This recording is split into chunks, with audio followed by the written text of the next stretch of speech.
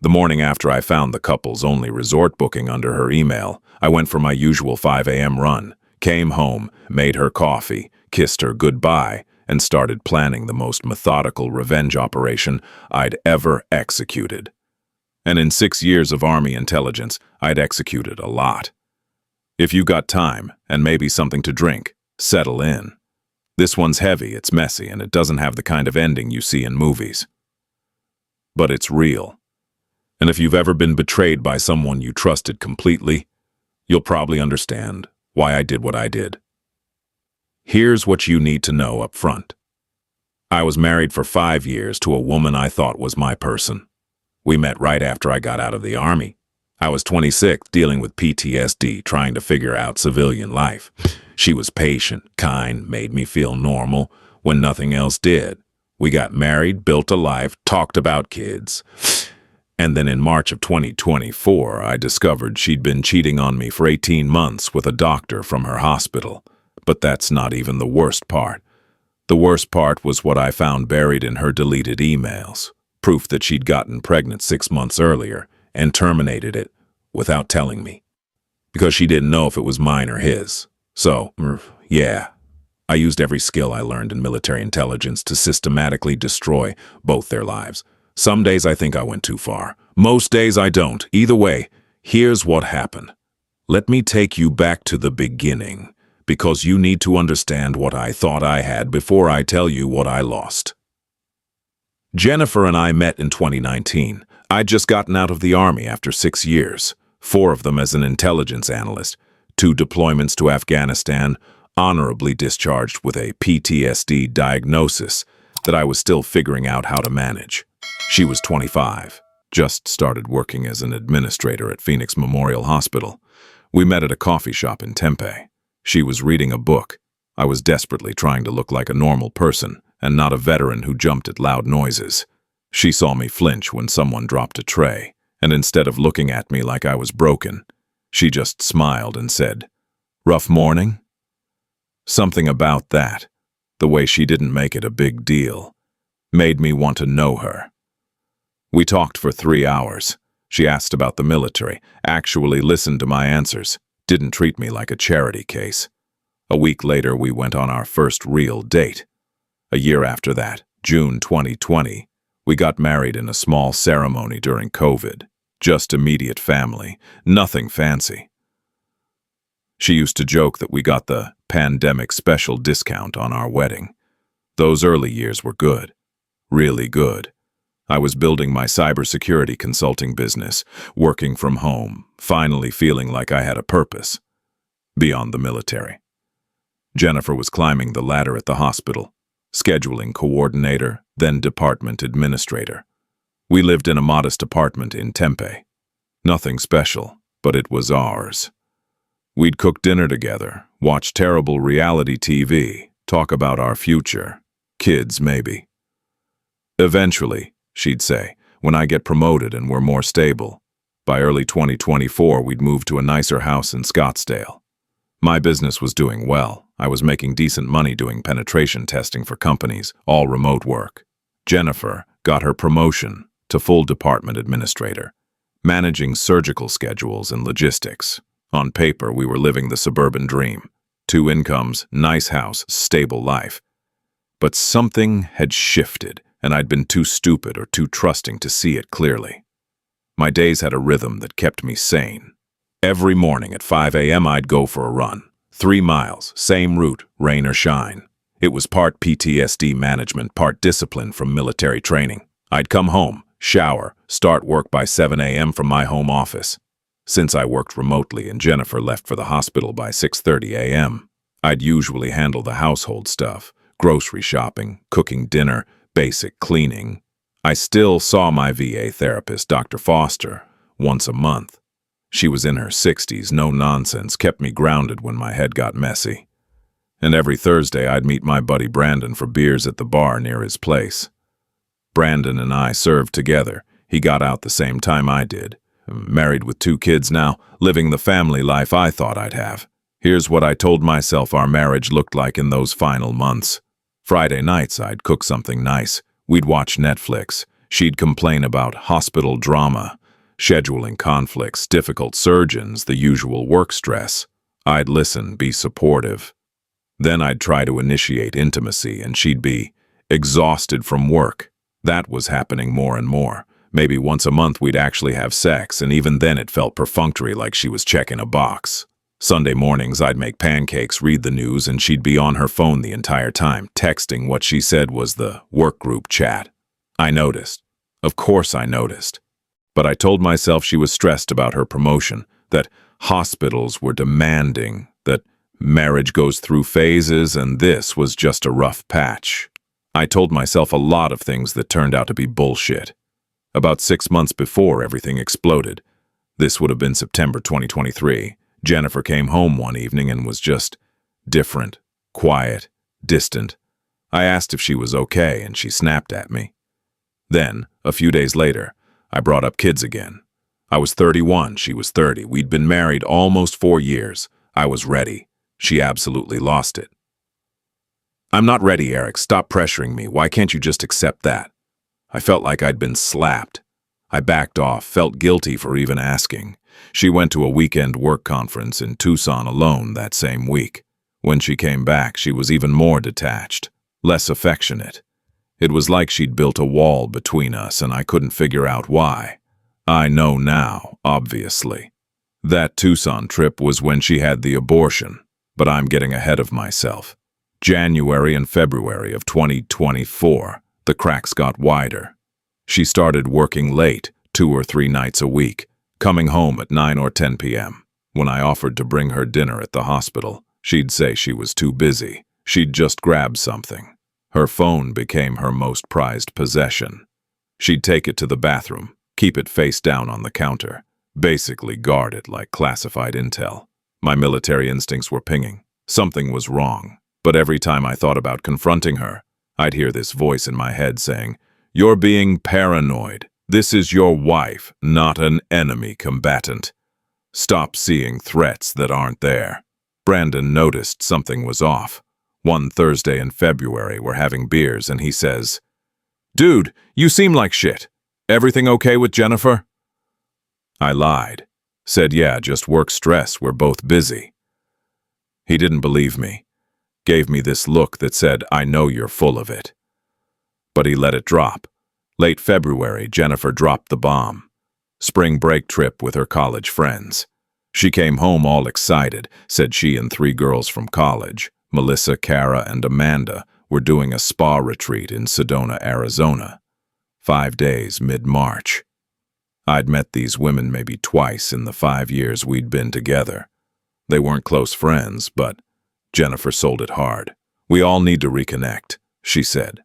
"Self-care, you know." I thought it was great. She deserved a break. When I asked how much it cost, she waved me off. "Already paid. We split it. I just need you to be okay solo for 5 days." Of course, I was okay with it. Supportive husband, right? I even helped her pack. The night before she left, March 14, 2024. I remember she was packing her suitcase in our bedroom, and she was giddy, almost manic with excitement. I offered to help, and she got weirdly secretive about what she was packing. She kept angling her body so I couldn't see inside the suitcase. At the time, I thought maybe she'd bought new clothes and was embarrassed about spending money. That night in bed, she turned away from me, said, "I love you," in this small voice. I said it back. She fell asleep fast. I didn't. I lay there in the dark with this sick feeling in my gut. This military-trained instinct screaming that something was very, very wrong. But I told myself I was being paranoid, that my PTSD was making me see threats that weren't there. I'd been wrong about people's intentions before. It's part of why I got out of intelligence work. Sometimes your pattern recognition goes haywire, and you can't tell the difference between actual danger and your own broken brain inventing problems. Except this time, my instincts weren't broken. They were just 8 months too late. March 15, 2024. 11:47 p.m. That's when my entire life detonated. Jennifer was in the shower. Her laptop was open on the kitchen counter. She'd been confirming spa details earlier and forgot to close it. I walked by, saw an email notification pop up. Tulum Couples Resort, booking confirmation. I froze. Read it again. Tulum Couples Resort. Clicked on the email. My hands were shaking. Romantic adults only oceanfront suite. 8-2-47 total. Dates: March 16-21, 2024. The exact same dates as her girls' trip. Booking name: Jennifer Morrison. Her maiden name. Why, her maiden name. Guest count: 2. I couldn't breathe. I took a screenshot on my phone, closed the laptop exactly how she left it, and just stood there in the kitchen, trying to process what I'd just seen. Jennifer came out of the shower 5 minutes later, hair wrapped in a towel, smiling. "Can't wait for tomorrow," she said, kissing me on the cheek. "It's going to be so good to relax." "Yeah," I managed. "It'll be good for you." She went to bed. I didn't. I sat in my home office staring at that screenshot until my eyes burned. A couple's resort, $8,000. Tulum, Mexico. Not Sedona, Arizona. Not a girls' trip. Not a spa retreat. I could have confronted her right then. Woken her up, shoved the phone in her face, demanded answers. That's what a normal person would do. But I'm not normal. I'm a former intelligence analyst with 6 years of training in surveillance and strategic planning. And the first rule of intelligence work is, don't react emotionally. Gather intel, confirm the situation, then act. Because here's the thing. If I confronted her right then, she'd lie. She'd delete evidence. She'd cry, spin some story, maybe even convince me I was wrong. And I'd have nothing. But if I stayed quiet, if I investigated properly, I could build a complete picture, know exactly what I was dealing with, know who, what, when, where, why. Intel is everything. You can't win a war without knowing your enemy's full capabilities. So I made a decision that night. I would not say a single word to Jennifer until I knew everything, and then, when the time was right, I would destroy her. The next morning, March 16, 2024, I acted completely normal. Years of military training, right? I can compartmentalize like a motherfucker when I need to. I got up at 5 a.m., went for my run, came home, made Jennifer her coffee, exactly how she likes it. 2 sugars, splash of cream, helped her load her suitcase into the Uber. She was nervous, over-explaining. Melissa's picking us up at the airport. We're all driving to Sedona together. It's going to be so great. I'll send pictures. I kissed her, told her to have an amazing time, that she deserved this. She hugged me, said, "I love you" again with that same guilty tone from the night before. I watched the Uber turn the corner and disappear. The second it was out of sight, my expression changed. Cold, focused, mission mode. I went straight to my office and got to work. First thing, Jennifer had an old laptop in the garage that she'd forgotten about when she upgraded last year. I pulled it out, booted it up. Still logged into her iCloud account. Beautiful. I also had our shared iCloud credentials for the family account. Took me about 20 minutes to access her cloud backups. And here's something most people don't know. When you delete text messages on an iPhone, they still live in your iCloud backup for 30 days. Jennifer thought she was being careful. She wasn't careful enough. I started scrolling through deleted texts, found a contact saved as Trevor Hospital, but texted as T-Cow in her phone. Cute. I went back through the message history. 18 months of texts. September 2022 was when it started. Flirty at first. By October 2022, explicitly sexual. References to meeting at hotels, complaints about their respective spouses, apparently I'm emotionally unavailable, and still stuck in the past. Trevor's wife was boring and traditional. By December 2022, they're talking about when we can finally be together, like they're planning futures without us. And then I found it. September 2023, the month she went to Tucson. Jennifer to Trevor. "It's done. Clinic was professional. You were right. Couldn't risk not knowing whose it was."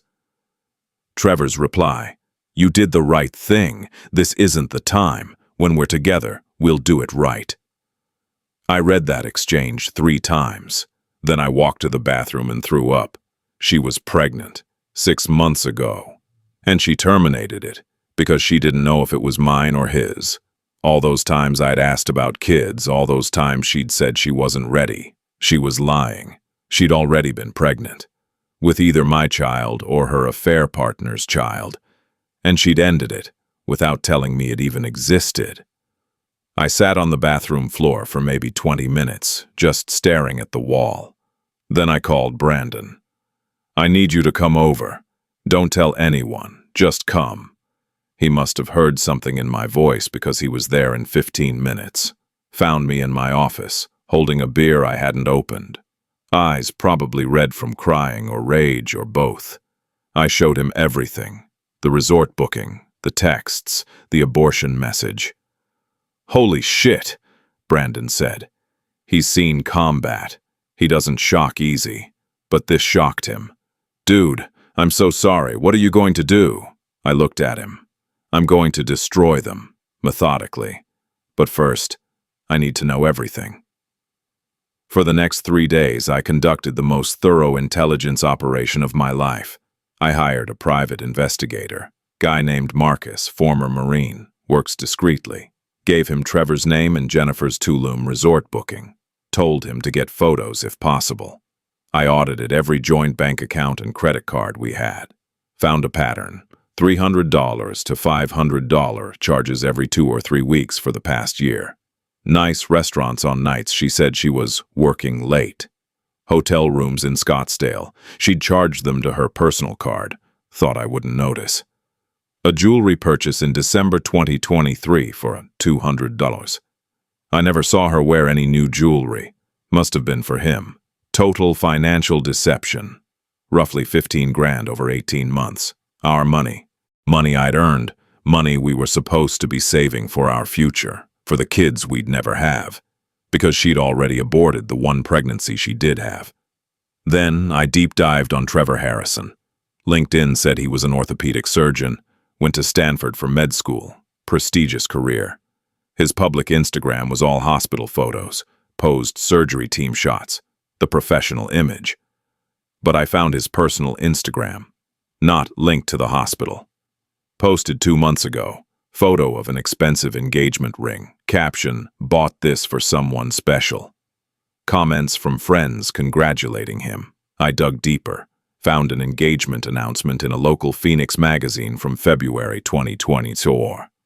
Dr. Trevor Harrison and Rachel Morrison to wed summer 2025. Photo of Trevor with a pretty blonde woman, both smiling. Rachel Morrison. I looked her up. Pharmaceutical sales rep, 32, worked with hospitals. That's probably how they met. Trevor was engaged. He was engaged to someone else while fucking my wife. And Jennifer had no idea.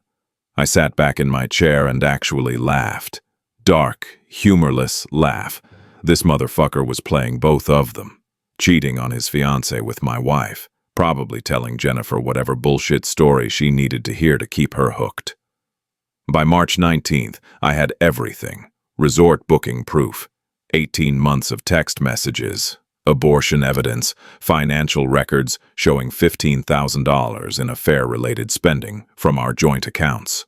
Photos of Trevor with his fiancée Rachel, his hospital affiliation and employment info.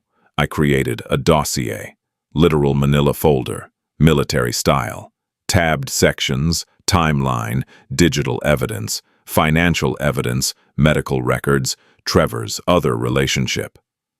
I sat at my desk looking at that folder and thought, intel is everything. Now I have it all. Now I plan the operation. But first, I had to let myself actually feel it.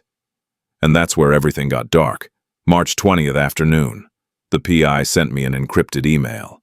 Got what you needed. I'm sorry, man. I opened the attachment. Photos from Tulum. The first one, Jennifer and Trevor on the beach at sunset. She's wearing a white sundress I've never seen before. He's shirtless, arm around her waist. They're both smiling at the camera. Someone else must have taken it. Maybe a resort photographer. They look like a couple on their honeymoon. Second photo. Kissing at the resort pool. Not a peck. A real kiss. Her hand is on his chest. His hand is in her hair. The kind of kiss that says, "I can't get enough of you." Third photo. Dinner at a beachside restaurant. String lights overhead. Drinks on the table. Jennifer is mid-laugh, head thrown back, completely relaxed. I haven't seen her laugh like that in months, maybe years. She looks younger, happier. The way she used to look at me in the beginning, but the one that destroyed me. Photo number 7. They're walking on the beach. Trevor's hand is on her stomach. Not sexual, protective, intimate, like he's imagining something. Or maybe he knows. Maybe she told him about the pregnancy, the abortion. Maybe they grieved it together while I didn't even know it existed. That gesture, that hand on her stomach. That was supposed to be me someday, supposed to be us. Planning for kids, feeling that first flutter of movement, picking out names, except that already happened. She was pregnant, and I was completely excluded from it. I stared at those photos for over an hour. Went through them one by one, and then again, looking for something, I don't know what. Proof that she wasn't happy, that she was faking. But no, she looked genuinely happy. This wasn't just sex. This was intimacy, connection, maybe even love, which somehow hurt worse.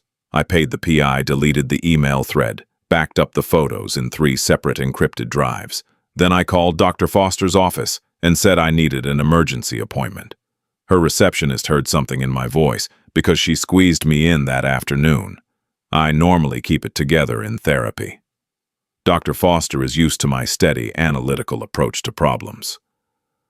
That day, I walked in and broke. Told her everything, the affair, the pregnancy, the abortion, the lies. She listened, asked careful questions, validated my pain. When I told her about the pregnancy, about Jennifer terminating it because she didn't know whose child it was, Dr. Foster's expression shifted, from professional compassion to something sharper. "Eric," she said carefully, "how are you processing that information?" "I don't know," I said. "She killed our potential kid because she didn't know whose it was. How do I come back from knowing that?" "You might not," Dr. Foster said. "That's a profound betrayal. But I need to ask, what are you planning to do?" "I'm not looking for revenge," I lied. "I'm looking for justice." She gave me a look that said she knew exactly what I was planning. "Eric, make sure you know the difference between justice and revenge. And make sure whatever you do, you can live with it after." That night, March 20th, 3 a.m., I sat in my home office, looking at wedding photos on the shelf. Jennifer in her dress, me in my suit. We looked happy. Were we? I thought we were. But when did it change? When did I stop being enough? Or was I never enough? I had intrusive thoughts, PTSD shit, memories of Afghanistan, of hypervigilance, of that one time I missed a threat and almost got my unit killed. I've survived explosions, firefights, watching friends die. But this, my wife carrying a pregnancy she couldn't keep because she was fucking someone else. This might actually be what breaks me. I opened a new document on my computer. Typed at the top, Operation Scorched Earth. I had 2 choices, fall apart or treat this like a mission. Target, 2 people who betrayed trust. Objective, exposure and consequences. Method, precision. I chose the mission. Intel is everything. I had the intel. Now I'd execute. But underneath the cold planning, there was grief, separate from the betrayal. Grief for a pregnancy I never knew existed. A kid that might have been mine, I'd never get to know, never got a choice. That pain was different than anger. It was loss, and it changed what I was fighting for. This wasn't just about the affair anymore. It was about her taking away my chance to be a father and not even telling me the opportunity had existed. I didn't sleep that night. I made a promise to myself. Jennifer wanted to keep secrets. Fine, but she was going to learn that secrets are only powerful when nobody else knows them, and I was about to make sure everyone knew hers. March 21st. I called a divorce attorney. Found one with a reputation for being aggressive. David Brennan, 50s, former prosecutor, didn't fuck around. I brought the dossier. All of it. He spread it across his conference table and let out a low whistle. "This is comprehensive," Brennan said. "You military."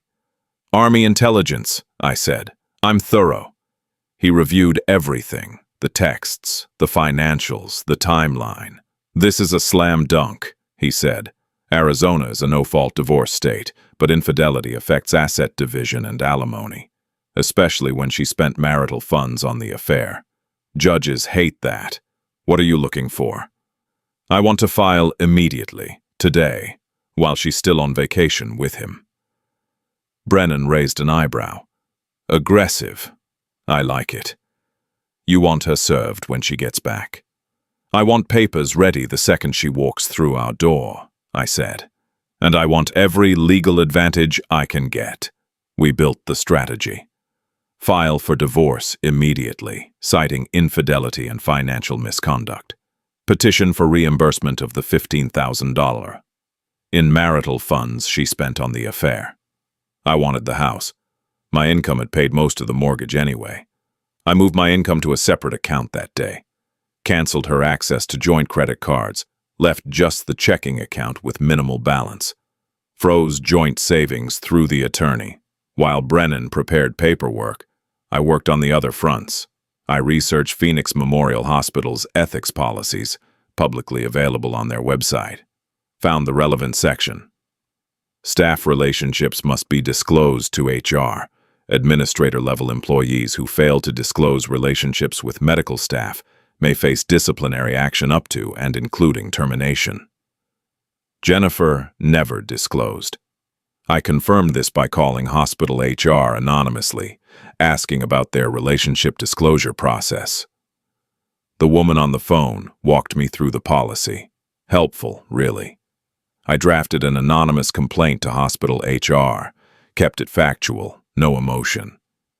Jennifer Campbell, department administrator, has been in an undisclosed relationship with Dr. Trevor Harrison for approximately 18 months.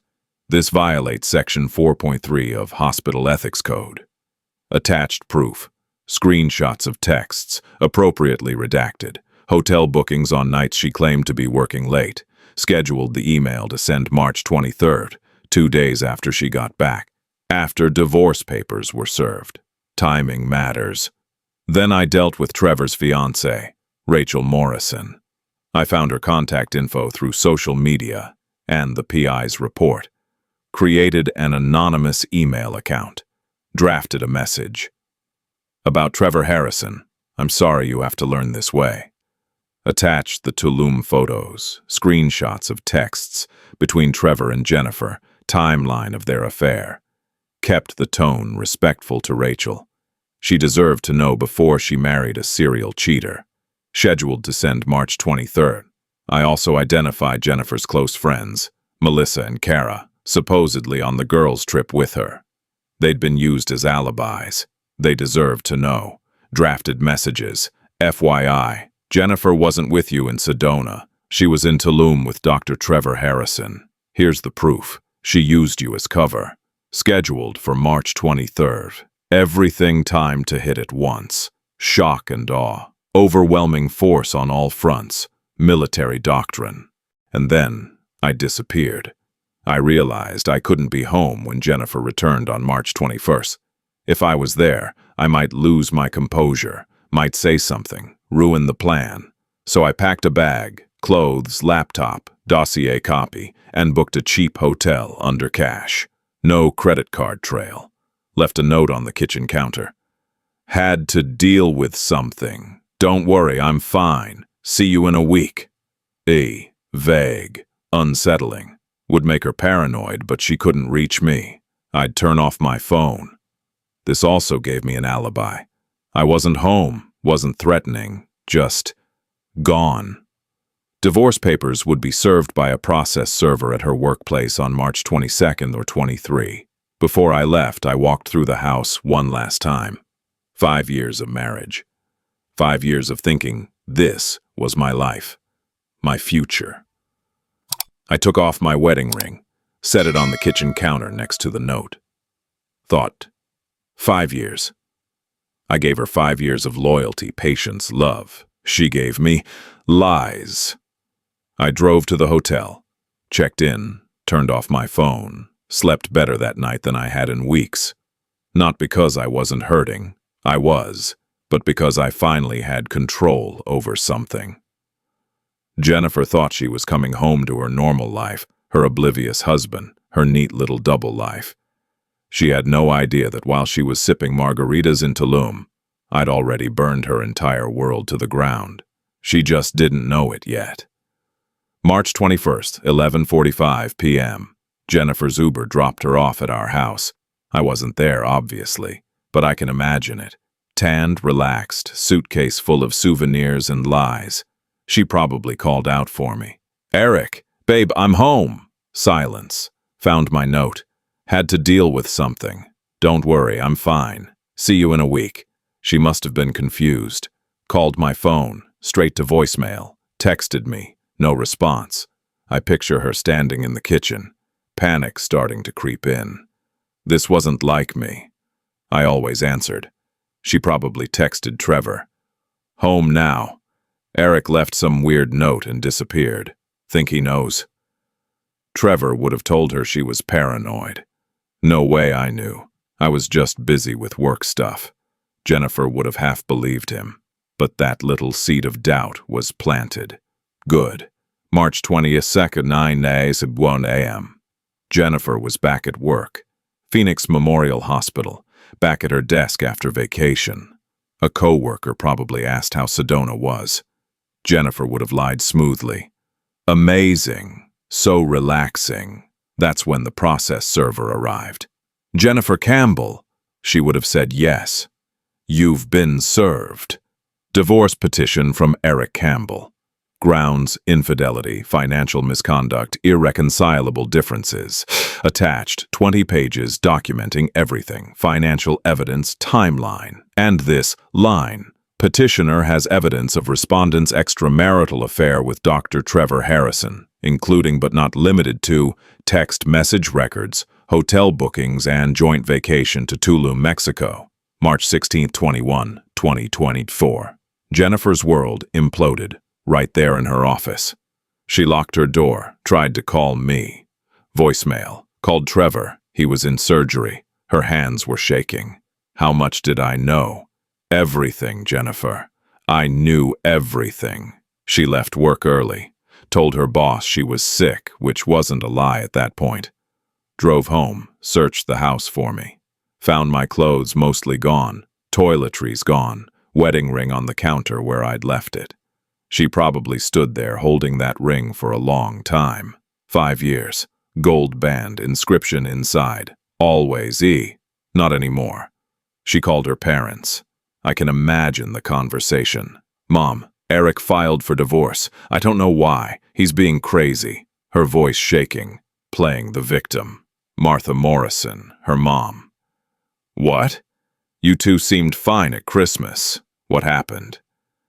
Jennifer, lying smoothly. "I think it's his PTSD. He's been unstable lately. I'm actually worried about him. I tried to get him to go back to therapy more often, but he wouldn't listen."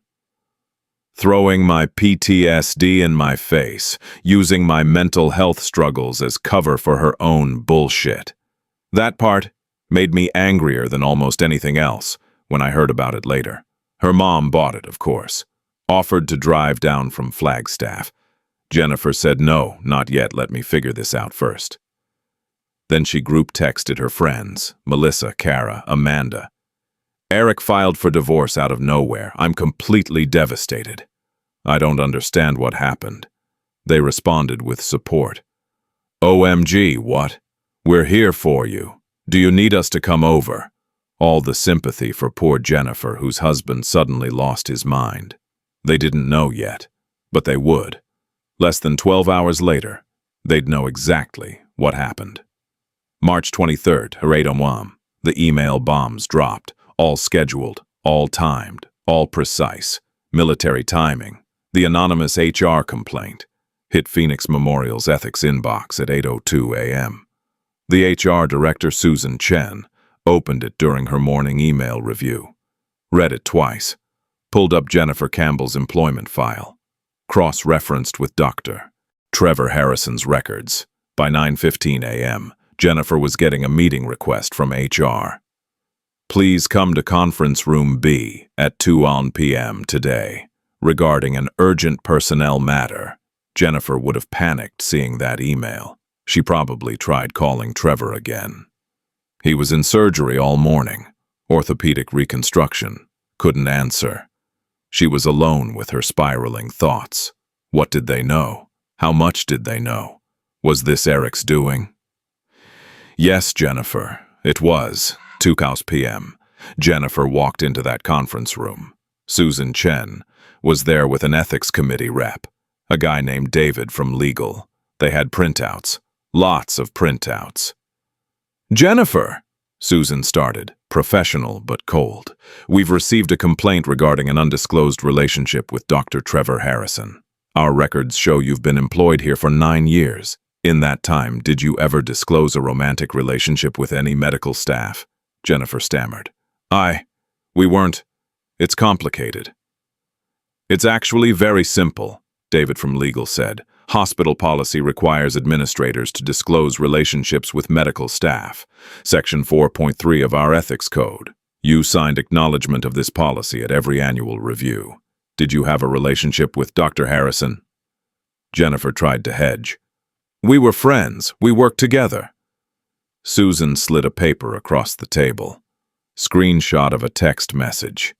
Jennifer to Trevor. Can't wait to feel you inside me again. Last night was incredible. Timestamp, 3 months ago. Jennifer's face went white.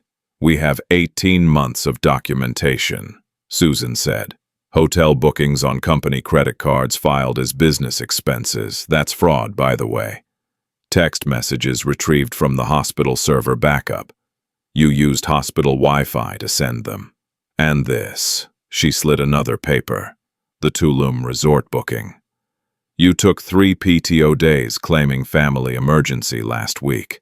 This shows you were at a romantic resort in Mexico with Dr. Harrison, who also took PTO for the same dates claiming a medical conference. Jennifer couldn't speak. David from legal took over. This is a terminable offense, multiple policy violations. The ethics committee has reviewed the evidence and made a decision. Your employment is terminated effective immediately. You'll need to surrender your badge and any hospital property. Security will escort you to your office to collect personal items, then escort you from the building. Please, Jennifer said, and I imagine her voice cracking. I've worked here for 9 years. I'll end the relationship. I'll do whatever you want, just don't fire me. Susan's expression didn't change. The decision is final. We also need to inform you that we're conducting a financial audit of all expenses you've submitted over the past 2 years. If we find fraudulent charges, we reserve the right to pursue civil action for reimbursement. They took her badge, called security. Jennifer was escorted to her office. A walk of shame past co-workers who'd worked with her for years. Someone must have leaked what was happening, because people were whispering. A few looked at her with pity. Most looked at her with disgust. She packed her personal items into a box while a security guard watched. Then the walk out to the parking lot, carrying her box of desk photos and coffee mugs, crying. Career over. 9 years gone in one afternoon. While Jennifer was being escorted out of Phoenix Memorial, Rachel Morrison was sitting in her car between pharmaceutical sales calls. She'd just finished a meeting with a clinic in Scottsdale, was checking her email before heading to the next appointment. Saw an email from an address she didn't recognize. Subject line. About Trevor Harrison. I'm sorry you have to learn this way. She almost deleted it. Almost. But something made her open it. The first photo loaded. Trevor and a brunette woman on a beach. Tulum. Last week. The week he'd told Rachel he was at an orthopedic surgery conference in San Diego. She stared at it. Scrolled down. More photos. kissing, dinner, walking hand in hand. Then the text messages, screenshot after screenshot. Messages between Trevor and someone saved as Jay in his phone. Messages going back 18 months. Just left my husband, coming to you. Jennifer, can't wait. Bring the lingerie I bought you. Trevor, do you think we'll really do this? Leave them and be together. Jennifer, eventually, when the time is right. For now, this is enough. Trevor, Rachel's hands were shaking. She kept scrolling, found messages from October 2024, 2 months ago. After Trevor proposed to Rachel, after she said yes, after they'd started planning a wedding. Rachel said yes, I gave her the ring. Trevor, how do you feel about that? Jennifer, it's complicated, I care about her, but you and I, we have something deeper. This doesn't change us. Trevor, when will you tell her about me? Jennifer, let's not rush this. I need to handle it carefully. Trevor, Rachel read that exchange 3 times. He proposed to her while actively sleeping with someone else, while promising that woman they'd be together eventually, and he'd never told either of them about the other. She looked at the wedding ring on her finger. Diamond solitaire, platinum band, cost him 20 grand. She'd been showing it to everyone. Her mother helped her start planning the wedding, venue booked, dress shopping scheduled. And the whole time, Rachel called Trevor. He answered between patients. Hey babe, what's up? I'm kinda busy. Who the fuck is Jennifer Campbell? Silence. Long silence. What? Jennifer Campbell, the woman you spent last week with in Tulum while telling me you were at a conference in San Diego. The woman you've been fucking for 18 months. That Jennifer Campbell. Rachel, I can explain. You told me you were at an orthopedic conference. You sent me photos from San Diego. Those were stock photos from the hospital website, Trevor admitted, and the casual way he said it, like he'd been caught in a minor lie instead of orchestrating an entire double life, made Rachel want to scream. Have you been cheating on me our entire relationship? It's not. Look, Jennifer and I have history. It's complicated. She was there before you and I didn't know how to end it. Before me? Trevor, these messages show you telling her you'd leave your wife for her. What wife? You were divorced when we met. She thought I was still married. It was easier than... Rachel hung up, blocked his number, took off the engagement ring, threw it across her car. It bounced off the passenger window, landed on the floor mat.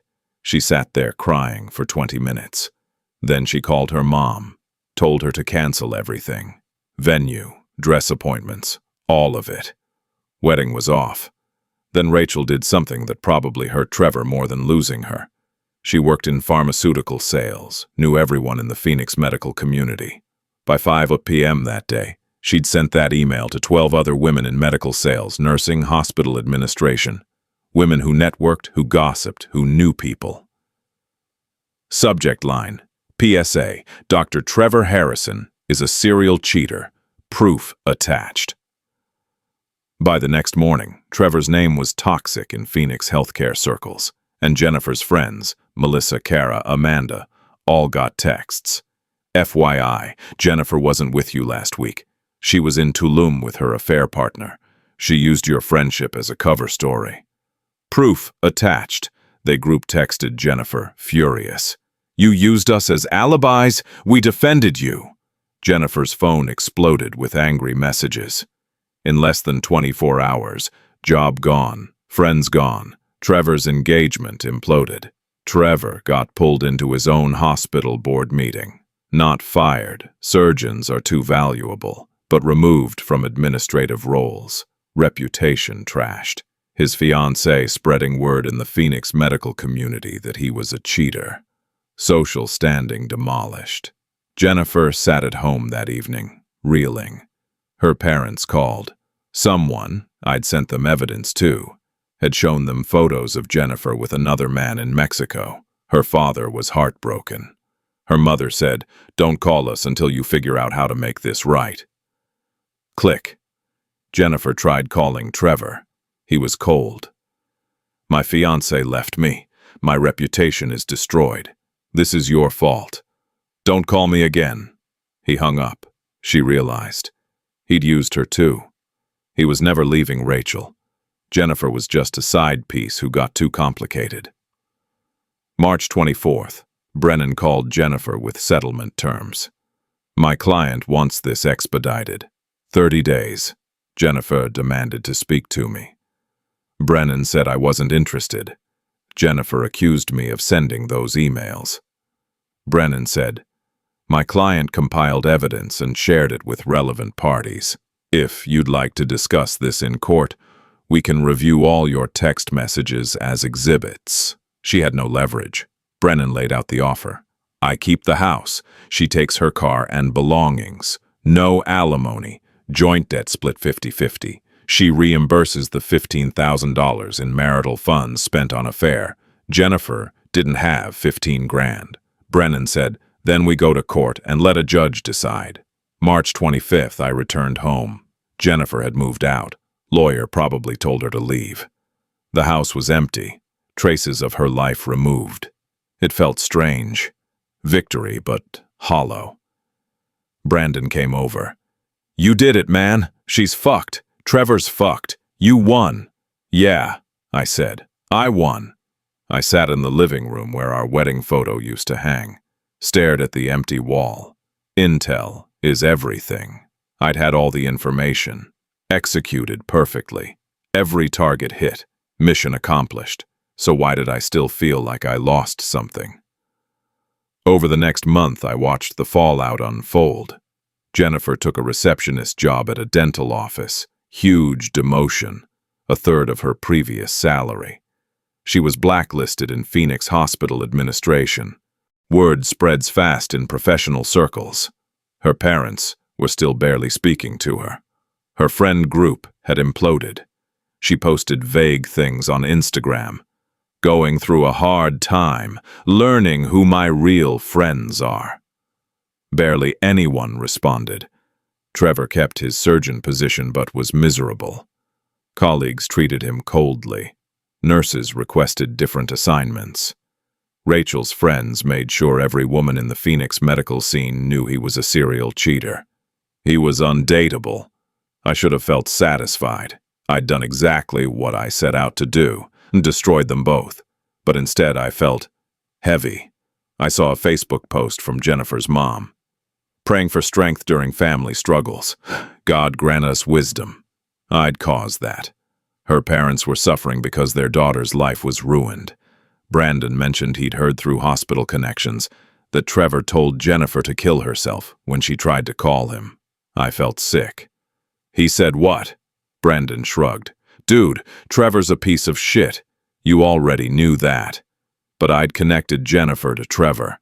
I'd known he'd abandon her. I basically fed her to a wolf and made sure the wolf tore her apart. In therapy, Dr. Foster asked how I felt about the divorce as being finalized. "It's done," I said. "She signed everything. No contest. I got what I wanted." Long pause. "And I don't feel better. I thought revenge would fix the hurt." Dr. Foster. "Did it?" Me. "No. I'm still angry about the pregnancy. Still hurt. Still grieving. All I did was make her hurt too. That doesn't undo what she did. Consequences don't erase trauma, Eric," Dr. Foster said. "They just spread the pain around. You wanted control, you got it.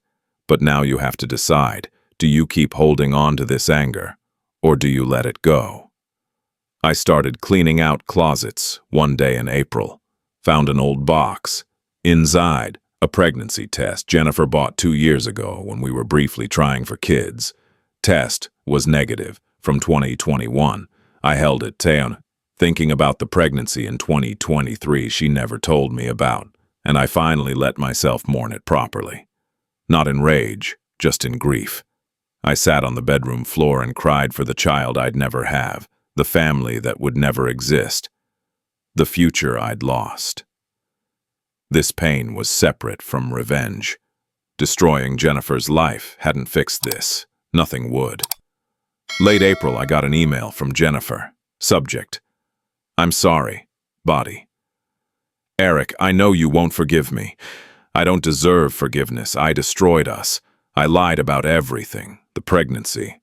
I think about it every day. I was scared and stupid and selfish. You deserved so much better. I'm not asking you to respond. I just needed you to know that I'm sorry. I know you probably don't believe me, but it's true. J. I read it 5 times. Drafted responses. Fuck you. Too little, too late. I hope it was worth it.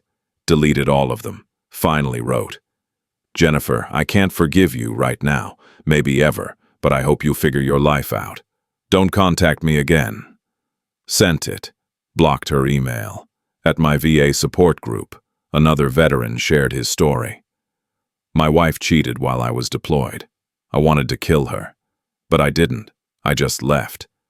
Because I didn't want to be the kind of man who destroys someone, even someone who hurt me. I felt seen and judged. After group, I talked to Brandon. Do you think I became the bad guy? Brandon: Dude, she cheated for 18 months, aborted a pregnancy, stole your money.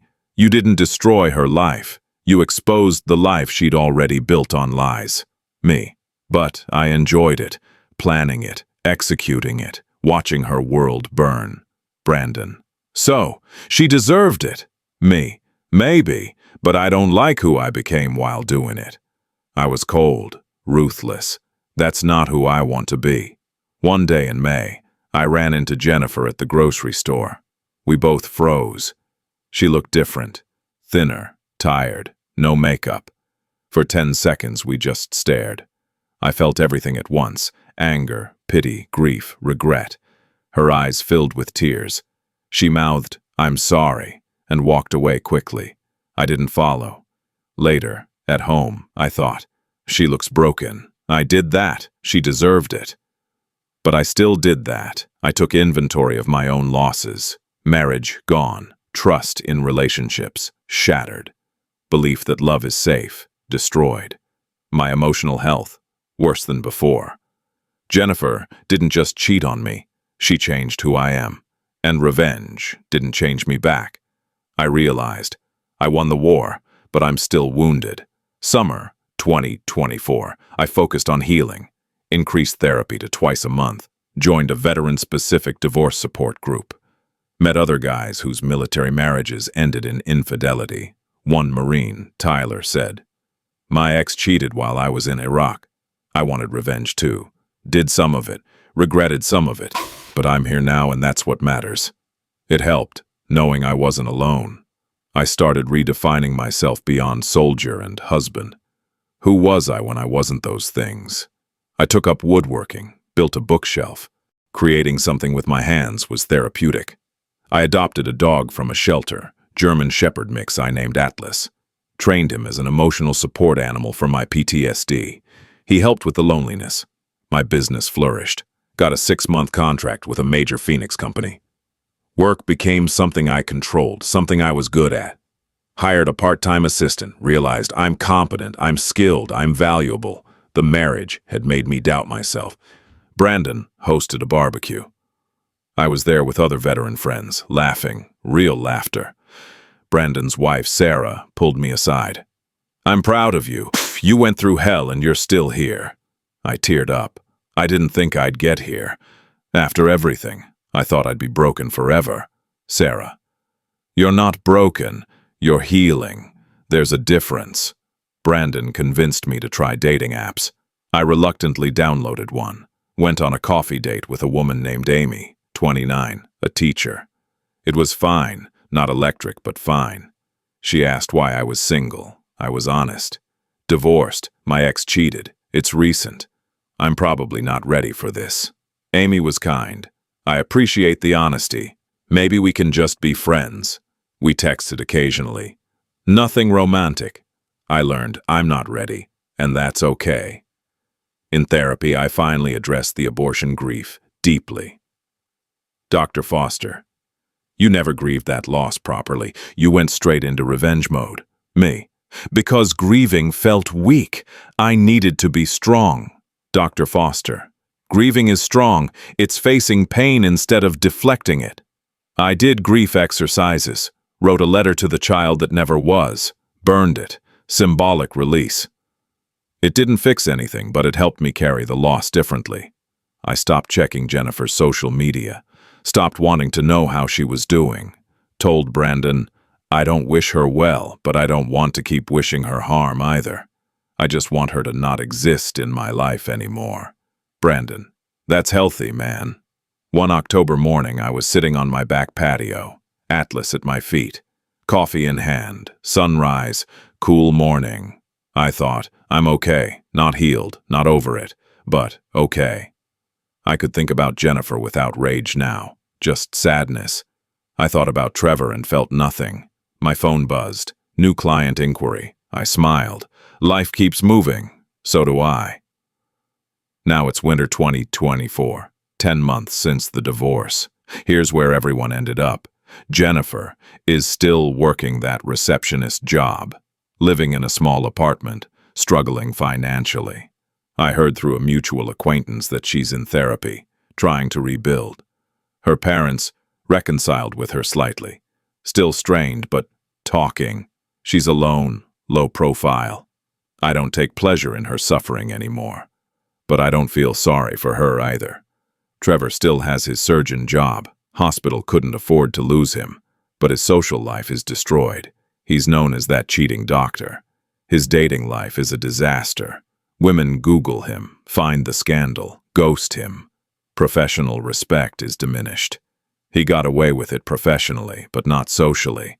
That's something. Me? My business is thriving. I have 3 employees now. I bought out Jennifer's portion of the house. It's 100% mine. Redid the master bedroom. Couldn't sleep in the same bed after the divorce. New furniture, new paint, my space. Atlas is fully trained, helps with PTSD. We run together every morning at 5 a.m., same as always. I'm still single by choice, focusing on myself. If someone comes along, great. If not, I'm good. My relationship with Brandon is stronger than ever. Still see Dr. Foster monthly. PTSD is managed. Divorce trauma is processing. Looking back on everything, the discovery, the pain, the revenge, the fallout, I ask myself, would I do it differently? Honest answer. Some of it, maybe. I don't regret exposing the truth. They deserved consequences. But I wish I'd focused more on healing and less on destruction. Revenge felt good in the moment, but it didn't fix me. The affair broke my heart. The revenge broke hers, but only I could fix myself. I spent 6 years in Army intelligence learning that information is power, and it is. I used that power to destroy 2 people who betrayed me. But here's what intelligence doesn't teach you.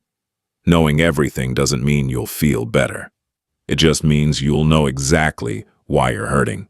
Jennifer taught me that love isn't safe. Trevor taught me that some people are just predators.